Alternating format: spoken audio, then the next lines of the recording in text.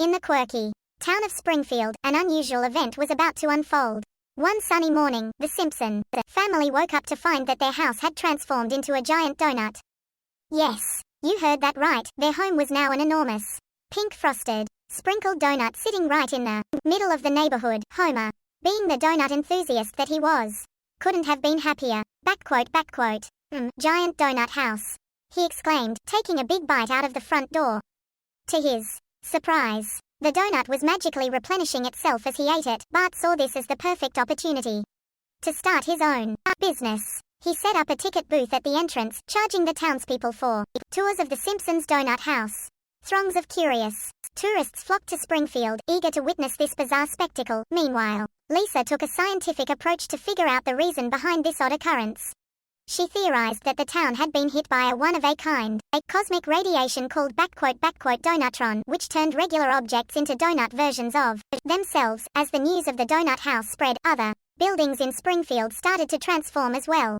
Moe's Tavern became a giant beer-filled mug donut, the Quickie Mart turned into a donut-shaped convenience store, and even the Springfield Elementary School morphed into a gigantic chalkboard donut. But the real chaos began when the police station transformed into a massive donut with sprinkled handcuffs. Chief Wiggum found himself stuck inside his own office, surrounded by edible bars. He called for backup, but all the other officers were too busy laughing and munching on their donut. Police cars. Mayor Quimby saw this as an opportunity to host a donutron festival to attract more tourists and boost the town's economy. The festival featured donut eating contests, donut art exhibits, and even donut-themed rides at Krustyland. However, things took a turn for the worse when the nuclear power plant transformed into a humongous, glowing donut. Radioactive pink frosting oozed out, causing panic among the townspeople.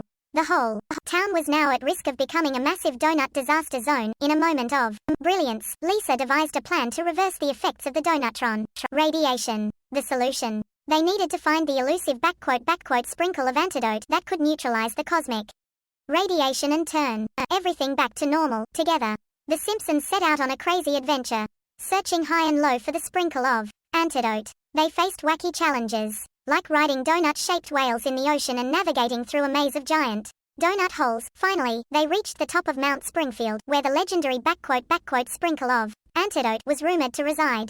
It turned out to be guarded by a wise old donut spirit named Glazedius, who spoke in riddles and puns after answering Glazedius donut-themed riddles, with Homer hilariously blurting out wrong answers. They obtained the sprinkle of antidote and hurried back to the town.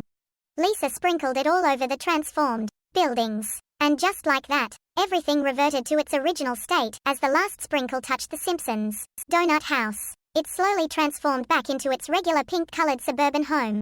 The town let out a collective cheer as the crisis was averted. The Simpson family learned a valuable lesson about embracing the quirky and unpredictable nature of their town.